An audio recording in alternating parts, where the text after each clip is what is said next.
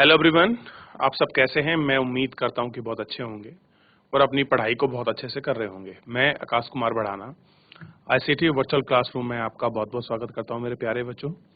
जैसा आपको पता है कि हमारी 12th क्लास है और 12th क्लास में हम लोग आज देखेंगे आपका पॉलिटिकल साइंस और पॉलिटिकल साइंस में आपका चैप्टर नंबर 5 को आज हम लोग पढ़ेंगे। क्लियर है? तो चैप्टर नंबर 5 के अंतर्गत विशेष तौर पर हम लोग जो कांग्रेस के सामने कुछ उलझने हैं उसके विषय में हम लोग पढ़ेंगे। क्लियर है? मैं आपको चैप्टर का नाम बताऊंगा अभी। क्लियर है मेरे प्यारे बच्चे? तो हम चलते हैं सीधा डिजिटल बोर्ड की तरफ। देखिए, चैप्टर आपके सामने है कांग्रेस प्रणाली, चुनौतियां और पुनर्स्थापन। यानी कि कांग्रेस का जो प्रणाली है, या प्रणाली का मतलब होता है सिस्टम। उस सिस्टम में क्या चैलेंजेस थे और कैसे उनको स्टेबल करना था, रीस्टेबलेशन था, इसके विषय में हम लोग पढ़ेंगे। ठीक, अब देखिए, अखबार की एक कटिंग का फोटो आपके सामने है। द प्राइम मिनिस्टर नेहरू के सामने दिया गया है। इस डेथ, उनकी मृत्यु हो गई है, उसके बाद की स्थिति को हम लोग पढ़ेंगे। क्लियर है? और जो भी इसमें चैलेंजिंग फेस हैं उन सभी को हम लोग गौर करके एक एक करके हम लोग पढ़ेंगे इसमें।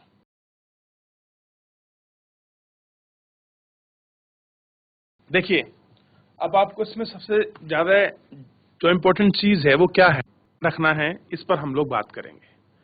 आइए हम लोग इसको देखते हैं, प्रारंभ करते हैं। सबसे पहले आप इसमें ध्यान दीजिए। कह रहे हैं राजनीतिक उत्तराधिकारी की चुनौती। अब राजनीतिक उत्तराधिकारी की आपके चुनौती की अगर बात हो रही है तो आइए इसके विषय में भी गौर करें। तो सबसे पहले गौर जो होगा उस गौर पर हम लोग बात करते हैं थोड़ी सी। देखिए, कह रहे हैं कि 1964 मई में नेहरू की मृत्यु हो गई। अब 1964 का जो मई है, उस मई में क्या होता है, पंडित जवाहरलाल नेहरू की मृत्यु हो जाती है। वे पिछले एक साल से भी ज्यादा आपका क्या था, बीमार चल रहे थे। इससे नेहरू के राजनीतिक उत्तराधिकार को लेकर बड़ा आदेश लगाया गया कि नेहरू के बाद कौन। सबसे बड़ी समस्या थी, नेहरू की तबीयत खराब थी, अब नेहरू के बाद कौन होगा उनका उत्तराधिकारी। लेकिन भारत जैसे नव स्वतंत्र देशों में इस माहौल में एक और गंभीर सवाल हवा में तैर रहा था कि नेहरू के बाद आखिरकार देश में क्या होगा। यानी कि उस समय एक समस्या खड़ी हो रही थी कि आखिर नेहरू के बाद देश का क्या होगा। भारत से बाहर के बहुत सारे लोगों को संदेह था कि नेहरू के बाद लोकतंत्र कायम भी रह पाएगा या नहीं। दूसरा सवाल यही संदेह संदेह में ठहराया गया था कि आशंका थी कि बल्कि बहुमत से नव स्वतंत्र देशों की तरह भारत की राजनीतिक उत्तराधिकारी का सवाल लोकतांत्रिक ढंग से हल कर पाएंगे या नहीं। दूसरा था कि हमें यह देखना था कि आखिरकार कि जो किस तरीके से जो आपका नव स्वतंत्र आपका देश है उसका उत्तराधिकारी है और उसमें जो हमारे सामने सवाल आएंगे क्या वो उसको सॉल्व कर पाएगा या नहीं।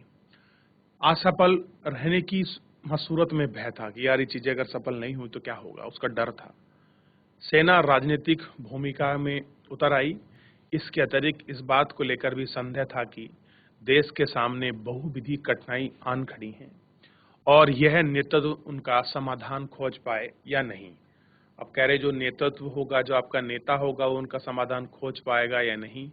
तो कह रहे 1960 के दशक को खतरनाक दशक कहा गया।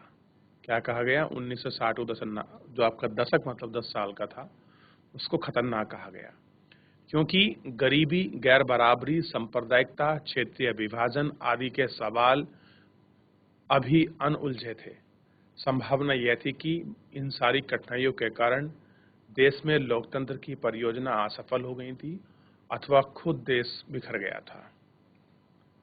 अब कह रहे हैं कि ऐसे में क्या हो रहा था भाई, गरीबी समस्या थी, गरीबी के साथ जो था गैर बराबरी समस्या थी, सांप्रदायिकता और क्षेत्रीय विभाजन जो था ये सबसे बड़ा सामने अभी अभी अनसुलझे मुद्दे थे। यानी कि इनको कैसे आपका सॉल्व करें, ये भी एक अपना में चैलेंज बना हुआ था और बहुत सारी कठिनाई थी। और कह रहे लोकतंत्र की परियोजना असफल हुई।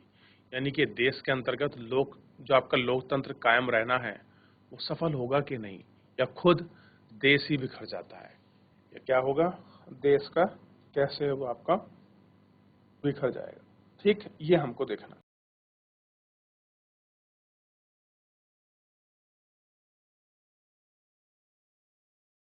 देखिए, नेहरू के बाद शास्त्री। कहते हैं कि जब पंडित जवाहरलाल नेहरू की बाप की मृत्यु हो जाती है तो उस समय कोई ऐसा गद्दावर नेता नहीं था जो भारत को जिस दिशा में चल रहा है उस दिशा में सही प्रयत्न करके चला जाए, क्योंकि हमारे सामने चैलेंज बहुत थे। और प्रथम चुनौती तो यही थी कि लोकतंत्र रहेगा कि नहीं रहेगा। नेहरू जितना गद्दावर नेता कोई और आएगा शासन में, ये नहीं आएगा। जो देश विदेश में जो छवि बनी है वो बन पाएगी या नहीं बन पाएगी, और बराबरी, गैर बराबरी, सांप्रदायिक क्षेत्र विभाजन, ना जाने कितने ऐसे अनसुलझे मुद्दे थे जो सामने खड़े थे। उनकी चुनौती करने के लिए एक व्यक्ति सामने आते हैं, और उन व्यक्ति को हम लोग अभी जो उनका रूप है हम उनको पढ़ेंगे। उनका नाम है शास्त्री। अब नेहरू के उत्तराधिकारी पर का सवाल इतना आसानी से हल नहीं कर दिया गया कि आलोचक ठग से ठग रहे थे। नेहरू की मृत्यु के बाद कांग्रेस पार्टी के अध्यक्ष के कमलराज ने अपनी पार्टी और नेताओं, सांसदों का सलाह मशविरा किया। अब देखिए, उस समय कांग्रेस पार्टी के अध्यक्ष थे के कामराज। उन्होंने अपने जितने पार्टी के नेता थे और सांसद थे सलाह मशवरा यानी कि मीटिंग के रूप में इलाज लिया। उन्होंने पाया कि सभी लाल बहादुर शास्त्री के पक्ष में हैं। और कैसे हैं कि सभी लोग लाल बहादुर शास्त्री के पक्ष में हैं। शास्त्री कांग्रेस संसदीय दल के निर्विरोध नेता चुने गए। इसके तहत वे देश के प्रधानमंत्री बने। और क्या हो गया, देखिए, नेता भी चुने गए और नेता चुनने के बाद वो क्या बने, देश के प्रधानमंत्री बने। शास्त्री उत्तर प्रदेश के थे और नेहरू के मंत्रिमंडल में कई सालों से मंत्री रह रहे थे। और कह रहे हैं कि एक तो उत्तर प्रदेश से थे और दूसरी बात ये थी वो नेहरू के मंत्रिमंडल में थे। उनको लेकर भी किसी किस्म का विवाद नहीं उठा। आखिर सवालों में नेहरू उन पर ज्यादा से ज्यादा निर्भर होते थे। शास्त्री अपनी जिंदगी में सादगी और सिद्धांत निष्ठा के लिए प्रसिद्ध थे। यानी कहते हैं कि सादगी, जो शास्त्री जी का जीवन था और बहुत सादगीपूर्ण और सज्जन और सरल रहा था, इसके लिए वो आपके प्रसिद्ध थे। कौन? शास्त्री जी क्या थे, उसके लिए प्रसिद्ध थे। एक दफा बड़ी रेल दुर्घटना में अनैतिक जिम्मेदारी स्वीकार करते हुए उन्होंने रेल मंत्री के पद से इस्तीफा दे दिया। अब एक बार कोई आपकी रेल की घटना हो जाती, आपकी दुर्घटना हो जाती है, तो कहते हैं कि ये मेरी अनैतिक जिम्मेदारी है, मैं उसको नहीं निभा पाया, और होता क्या है, वो अपना इस्तीफा दे देते हैं। शास्त्री 1964 से 1966 तक देश के प्रधानमंत्री रहे। यानी कि 2 वर्ष ही क्या रहे, वो देश के बाप के प्रधानमंत्री रहे। पर इस पद पर वे बड़े कम दिनों तक रहे, लेकिन छोटी अवधि में देश की 2 बड़ी चुनौतियों का सामना किया। कह रहे कि भले ही वो एक छोटे समय में रहे हों, लेकिन उन्होंने 2 आपकी चुनौतियां थी जिनका उन्होंने इस समय आपका सामना किया था। आइए उन चुनौतियों को गौर करते हैं। पहला था भारत चीन युद्ध के कारण पैदा हुई आर्थिक कठिनाई से उबर रहा था। पहला था कि भारत और चाइना के साथ जो युद्ध हुआ था उस समय सा था। और दूसरा था साथ ही मानसून की असफलता के कारण सूखे की स्थिति। और दूसरा मुद्दा क्या था कि भारत में क्या पड़ गया था, उस समय सूखा पड़ गया था और कई जगहों पर क्या हो गया था, जो संकट खड़ा हो गया था। और फिर दूसरा सबसे महत्वपूर्ण था कि भारत और पाकिस्तान का युद्ध भी क्या हुआ, इनके समय में झेलना पड़ा। और पिछले अध्याय में आपने पढ़ा, शास्त्री जी ने एक नारा दिया था, जय जवान जय किसान का नारा दिया, जिससे दोनों बाप का चुनौतियों को निमटने में क्या मिल सकी, उनको सफलता मिल सकी। जय जवान जय किसान, जवान सेना पर डटा रहे और किसान खेत में डटा रहे, तो हम इन दोनों समस्या से निदान पा सकते हैं। प्रधानमंत्री के पद पर शास्त्री बड़े कम दिनों तक रहे। 10 जनवरी 1966 में ताशकंद में अचानक उनका देहांत हो गया। और कह रहे हैं कि 10 जनवरी 1966 में उनका क्या हो गया, देहांत हो गया। देखिए, प्रश्न ये बनता है कि देश के ऐसे कौन से प्रधानमंत्री है जिनकी मृत्यु भारत से बाहर हुई है। आपको पता होना चाहिए कि ऐसे जो हैं आपका, वो हैं लाल बहादुर शास्त्री। ताशकंद तब भूतपूर्व सोवियत संघ में था, आज यह उज्बेकिस्तान की राजधानी है। युद्ध की समाप्ति के सिलसिले में पाकिस्तान के तत्कालीन राष्ट्रपति मोहम्मद अयूब खान से बातचीत करने और एक समझौते पर हस्ताक्षर करने के लिए ताशकंद गए थे। कहाँ गए थे वो आपका? ताशकंद गए थे कि हम लोग क्या कर सकें, युद्ध का सिलसिला थम जाए जो भारत पाकिस्तान वॉर हो रहा है, ठीक। और इसी के लिए क्या हो कि हम इन चीजों को साफ कर सकें, तो इसके लिए वो कहाँ गए थे, आपका ताशकंद गए थे। और ताशकंद में ही अचानक क्या हो जाती है, उनकी मृत्यु जो है आपका हो जाती है। तो इतना स्टोरी का जो पार्ट है वो आपको समझ आया।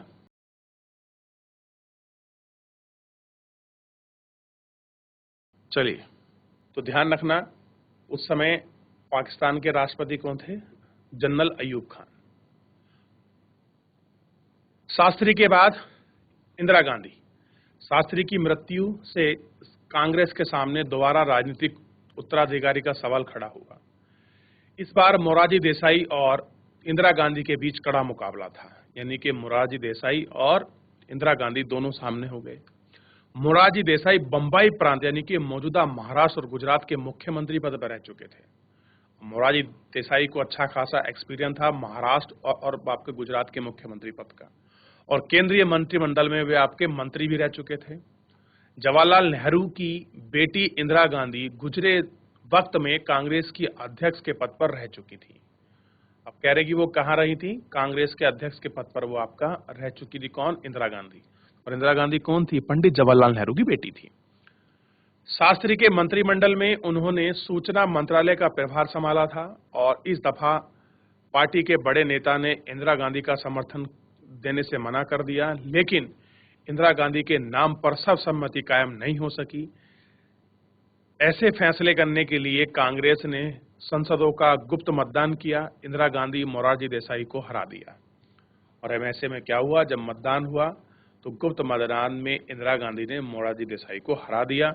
उन्होंने कांग्रेस पार्टी में 2/3 से अधिक सांसदों का अपना मत जो है अपना समर्थन लिया।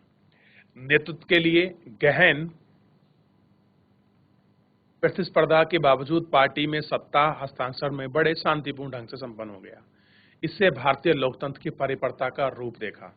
और कह रहे कि जो पार्टी में सारी चीज बड़ी शांति से आपका ट्रांसफर हो गई, कह रहे हैं यही भारतीय लोकतंत्र की परिपक्वता का जो रूप हम देख सकते हैं कि भारतीय लोकतंत्र कितना मजबूत हो रहा है।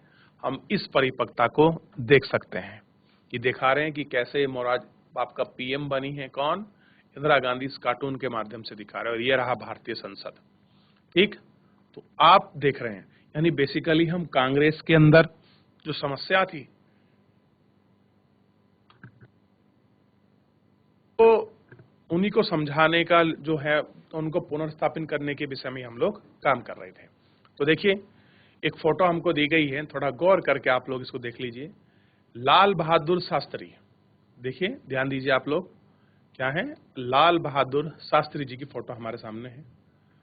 और कह रहे हैं कि 1904 से लेके 1966 इनका लाइफ बड़ी कम रही, क्योंकि आप देख लीजिए कितने साल जिए, लगभग 52 साल का ये मतलब रहे 62 तक। भारत के दूसरे प्रधानमंत्री 1930 से स्वतंत्रता आंदोलन में भागीदारी की, उत्तर प्रदेश के मंत्रिमंडल में रहे, कांग्रेस पार्टी का महासचिव संभाला, 51 से 56 के बीच केंद्र में मंत्री भी रहे। इस दौरान रेल घटना में अनैतिक जिम्मेदारी के कारण अपना इस्तीफा छोड़ दिया। और कह रहे हैं 1957 से 64 के बीच वो आपके मंत्री पद पर रहे, और जय, उनका एक फेमस नारा था, जय जवान जय किसान का उन्होंने नारा दिया। कह रहे हैं कि तमन्नाओं आदेशों के बावजूद इंग्लैंड की तुलना में भारत में प्रधानमंत्री का सवाल ज्यादा शालीनता और तेजी के साथ हल कर दिया गया। 3 जून 1964 को गार्जियन में प्रकाशित संपादिका में इंग्लैंड और भारत के राजनीतिक घटनाक्रम की तुलना करते हुए यह बताया गया कि भारत में जहां नेहरू की मृत्यु के बाद प्रधानमंत्री के सवाल को लेकर कोई जल्दी हल नहीं लिया गया, वहां इंग्लैंड में हेराल्ड मैकली के बाद प्रधानमंत्री मल्लम के लंबे समय तक आपका चिंता रहा। यानी कि अगर हम बात करें इंग्लैंड और भारत की आपस में कंपेयर करें, तो भारत में तो पंडित जवाहरलाल नेहरू की मृत्यु के बाद ऑप्शन मिल गया, जबकि इंग्लैंड इतना पुराना था, वहां इतनी जल्दी आपका नहीं मिल पाया। आइए आगे देखते हैं। नए प्रधानमंत्री को जमाने में थोड़ा वक्त लगा।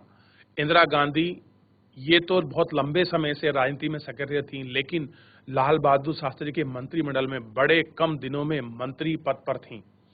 कांग्रेस के वरिष्ठ नेताओं ने संभवतः यह सोचकर उनको समर्थन किया होगा कि प्रशासनिक और राजनीतिक मामले में कोई खास अनुभव न होने के कारण दिशा निर्देश के लिए इंदिरा गांधी पर ही निर्भर रहेगी।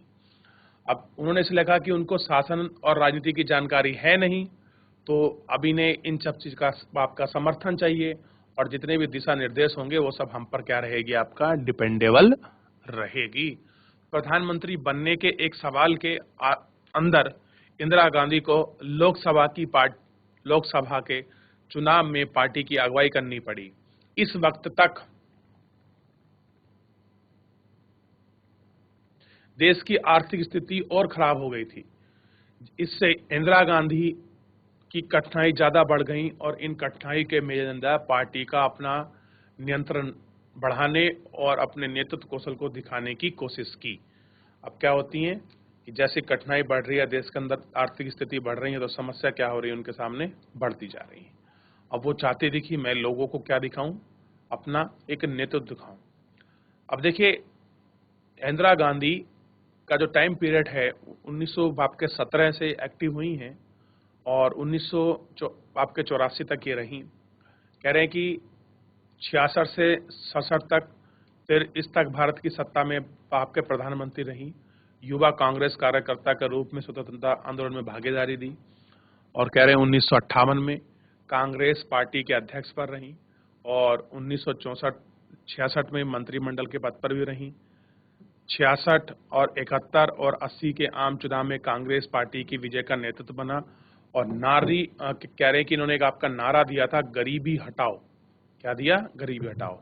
और 1971 के युद्ध जीतने का श्रेय प्रावंशिक पक्ष में समाप्ति की, बैंकों का राष्ट्रीयकरण किया, अणुवाच्छिक पर्यवेक्षण वो कराया, आपका परमाणु परीक्षण कराया, पर्यावरण संबंधन जैसे आपके बहुत सारे कदम उठाए। और पंडित जवाहरलाल नेहरू की पुत्री थी, 31 अक्टूबर 1984 के दिन उनकी हत्या कर दी गई। ठीक, अब ये तो उनके जीवन परिचय था और थोड़ा एक इमेज दिखाई गई है संसद के बाहर की। किसकी? इंदिरा गांधी की। तो थोड़ा सा इसको गौर करके देखिए। उस समय की युवा नेताओं में गिनी जाती थी और एक बहुत मजबूत सशक्त, जब भारत लोकतंत्र इतना मजबूत नहीं हो रहा है उस समय आप सोचिए अनस्टेबिलिटी बनी हुई है। पंडित जवाहरलाल नेहरू एक बहुत दिग्गज नेता, उनकी जगह दूसरे दिग्गज नेता है लाल बहादुर शास्त्री, दोनों की मृत्यु हो गई और उसके बाद कौन आई? इंदिरा गांधी। तो देश बड़े राजनीतिक अस्थिरता में था। तो ऐसे जगह अपने आप को खड़ा करना और चैलेंज करना, ये भी अपने आप में एक बहुत बड़ा चैलेंज था कि आखिर में हम उनको कैसे देख पाएं, कैसे क्या कुछ कर पाएं। तो इसी पर वो आपका लगी हुई थी और वो उसमें बहुत सफल भी रही कि कैसे उन्होंने ये सब कुछ किया। क्लियर है? तो एक शानदार उनका राजनीतिक जो अनुभव है वो आपका रहा। तो आप इसके शानदार अनुभव को देख लीजिए, फिर आगे बढ़ जाएंगे थोड़ा सा। अभी जितना पढ़ा है उसमें कोई चीज ऐसी है जो आपको समझ नहीं आई है, आप मुझसे पूछ लीजिए। फिर अब हम देश का आम चौथा चुनाव देखते हैं। देख लिया आप लोगों ने? आगे बढ़ जाएं, ध्यान दीजिए। कुछ और पूछना है इसमें? पीछे जितना पढ़ा है उसमें कुछ देखना है? देख लीजिए। चलिए आगे बढ़ जाएं। बात करते हैं, देश में चौथा आम चुनाव होना है। ठीक, आइए। भारत के राजनीतिक और चुनावी इतिहास में 1967 के साल को अत्यधिक महत्वपूर्ण पड़ाव माना जाता है। दूसरे अध्याय में आप पढ़ चुके हैं कि 1952 के बाद पूरे देश में कांग्रेस पार्टी का राजनीतिक दबदबा कायम था। 1967 के बाद चुनाव में इस प्रवृत्ति में गहरा बदलाव आया। कैसे बदलाव आना है? चुनावों के संदर्भ में चौथे आम चुनाव के आने तक देश भर में बड़े बदलाव हो चुके थे। प्रधानमंत्री का जल्दी देहावसान हुआ, यानी कि उनकी मृत्यु हो गई, 2 प्रधानमंत्रियों की। और नए प्रधानमंत्री को संभालने में अभी अभी पूरे 1 साल का अरसा भी नहीं गुजरा है। साथ ही इस प्रधानमंत्री को राजनीतिक लिहाज से कम अनुभवी माना जाता है कि इनको क्या है कि इनको एक्सपीरियंस थोड़ा सा कम है। किसको? इंदिरा गांधी को। इस अध्याय के पूर्ववर्ती हिस्से और तीसरे अध्याय में हमने चर्चा की कि क्रम पर यह जानना चाहते हैं कि इस अरसे में देश गंभीर आर्थिक संकट में था। कैसा था? देश गहरे आर्थिक संकट में। क्यों?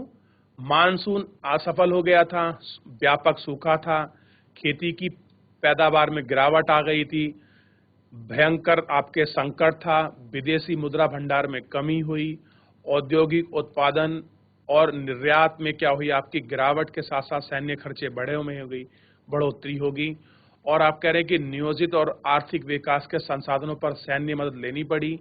इन्हीं सारी बातों से देश की आर्थिक स्थिति विकट हो गई। विकट मतलब भयानक हो गई। गरीबी, सूखा, बाढ़, पैदावार नहीं हो रही, आर्थिक संकट, मुद्रास्फीति, प्रोडक्शन में कमी, निर्यात गिर गया।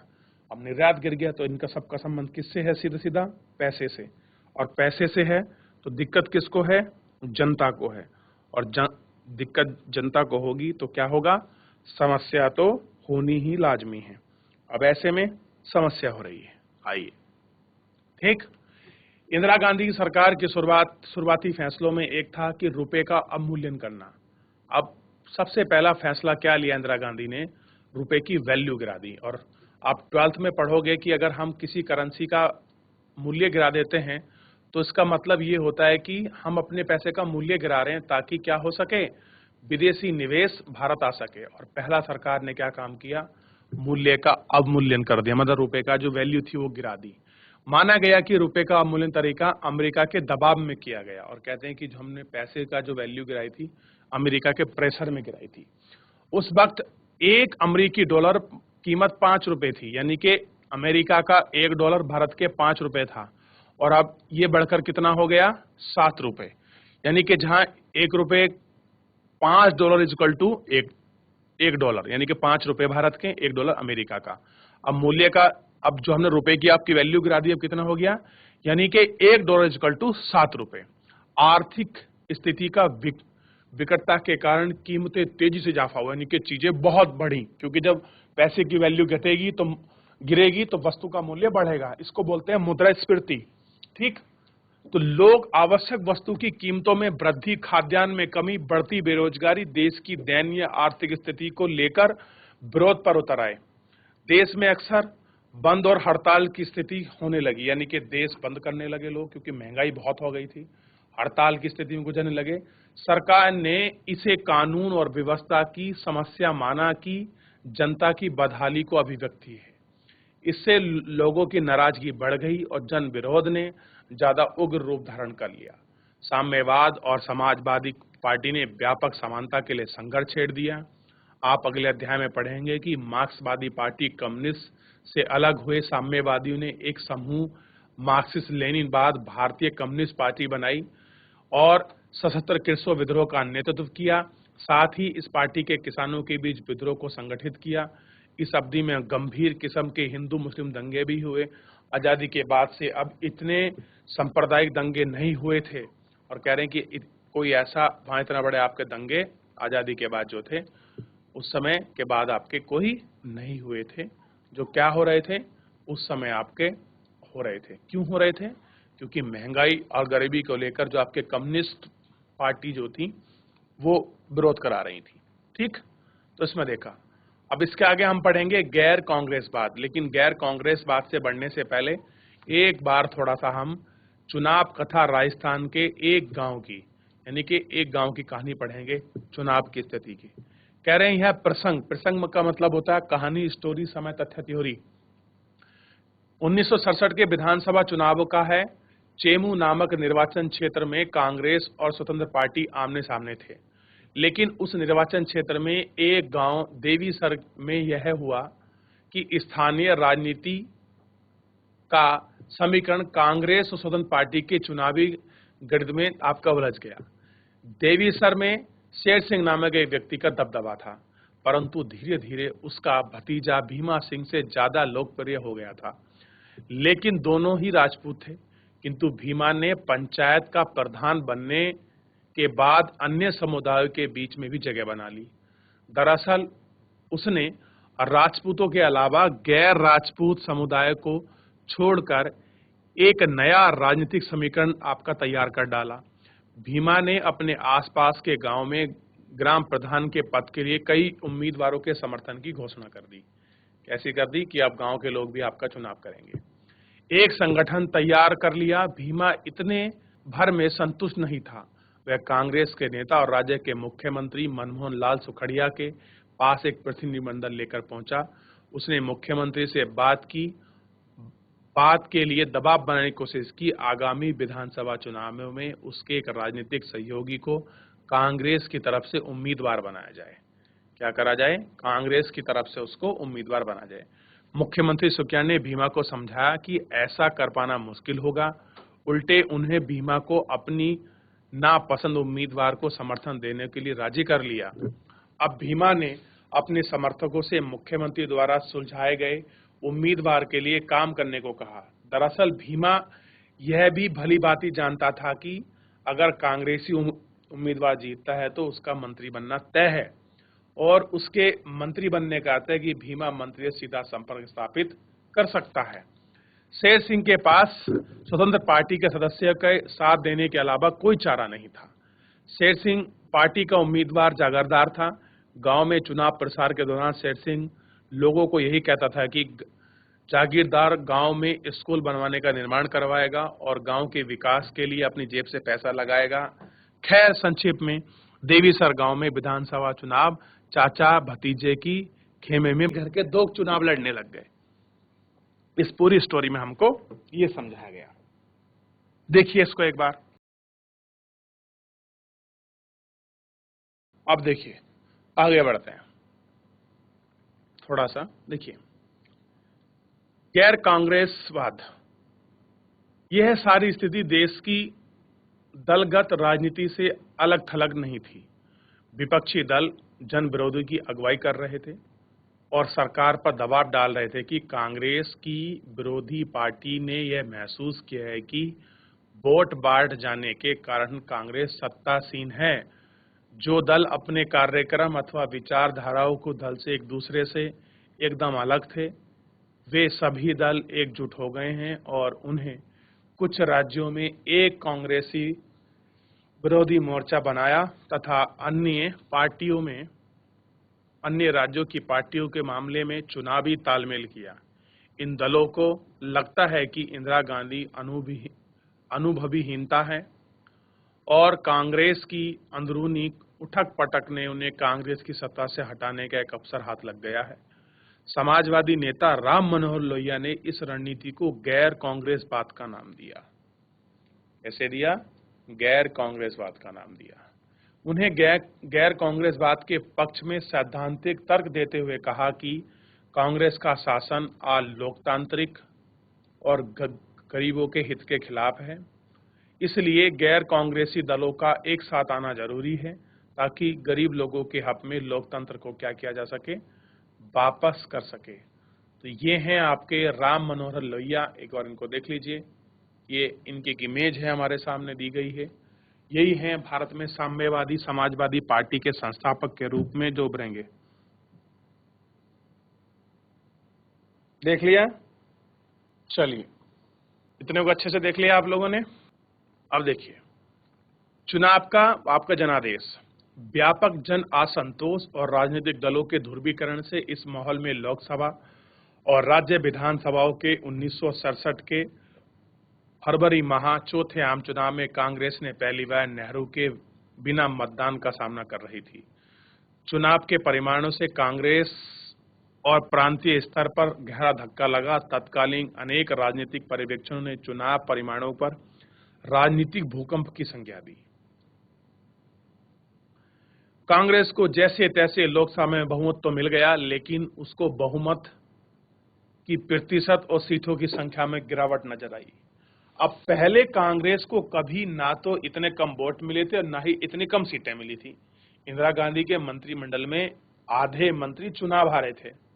तमिलनाडु के कामराज, महाराष्ट्र के ए.के. सिंह पाटिल, पश्चिमी बंगाल के अद्वितीय घोष और बिहार के के.सी. सहाय राजनीतिक दिग्गजों को मुंह की खानी पड़ी।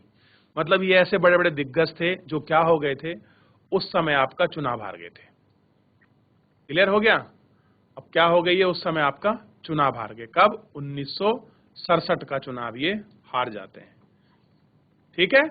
तो एक बार 1967 के चुनाव के साथ थोड़ा सा उस समय का विधानसभा चुनाव का कुछ वहां कंडीशन दी है, आप उनको देख लीजिए। जहां रेड है वहां उनको बहुमत नहीं मिला।